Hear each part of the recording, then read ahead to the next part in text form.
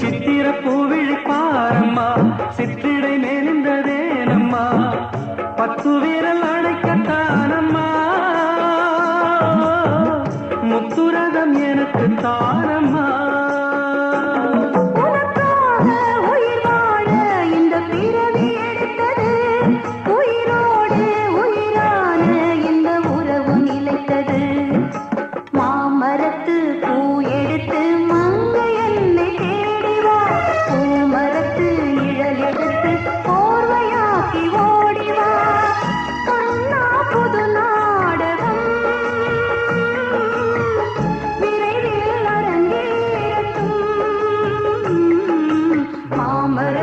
பூ எடுத்து மஞ்சம் ஒன்று போடலாம் பூமரத்து நிழல் எடுத்து போர்வையாக்கி மூடலாம்